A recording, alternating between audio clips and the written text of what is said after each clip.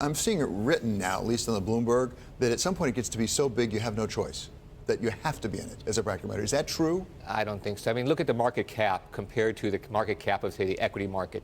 I don't really know. Our clients at Brown Brothers, real fund managers, real asset managers, as opposed to the hedge fund community, I don't really see them buying Bitcoins. I see them buying maybe some of the technology companies, the backbone behind it. But really buying Bitcoins, I still don't see it. The bubble conversations was really interesting, and Aaron Brown wrote in Bloomberg View today. He heads the financial market research over at AQR, and he says, look, prices do not display the long-term dynamics associated with bubbles. And I find that really interesting because he said if institutional money comes in and there's no dramatic price decrease or increase or volatility, that's not a bubble. If there's not a lot of institutional interest and there's not a lot of movement, that's no bubble. And he says we're not there yet. I found that interesting. But you do hear about institutional, in some sense, institutional interest in the fact that Goldman says they're open to it. Other people are saying they're taking a look at it at least. And now you have the CME about to start trading options next month, right? Will that really establish it more as legitimate? Well, I think this is part of the problem, is that right now you can't really go short Bitcoins.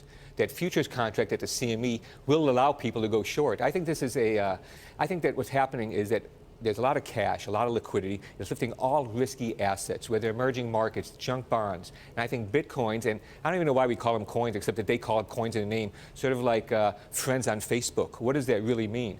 And I think that this is just, I think that what happens is that the liquidity in the system is lifting all asset prices. And when the liquidity gets drained, Bitcoins or these cyber currencies will also be drained. But we did see a play a safe haven role in Zimbabwe last week, right? I mean, yeah, but what does that really mean? I mean, a safe haven from Zimbabwe. I mean, yes, the Zimbabwe currency imploded. Yes, the Bitcoins went up. So did gold. Not as much, though. So if you're going to look at safe havens, for example, you got dollar, was the dollar, maybe it's the euro, gold, Bitcoin. Like, no, but how the would you rank it? The Bitcoins can't absorb the kind of liquidity. We're talking about the foreign exchange market, $5 trillion a day. How much is the Bitcoin? But the Bitcoin has come so much farther, so much faster than anyone would have anticipated. So why do you rule out the possibility that it won't just keep going? Oh, I think it could keep going. I have no clue where price is, but I don't think that, as economists, we think that we think we know the price of a lot of things, but don't know the value of anything. And I think that we don't know the value of Bitcoins. We know the price. But I'm asking about not just price, but also liquidity. I mean, as these exchanges develop and they start becoming interconnected and we start having futures traded and things like that, why do we rule out the possibility? We don't know what will happen, but that is the possibility that it actually does become more like gold. It could be. I would doubt this. I think there's no intrinsic value. There's no use value.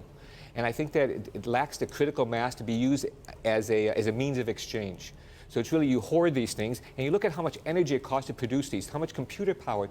It's very inefficient compared to even, like, say, a regular credit card.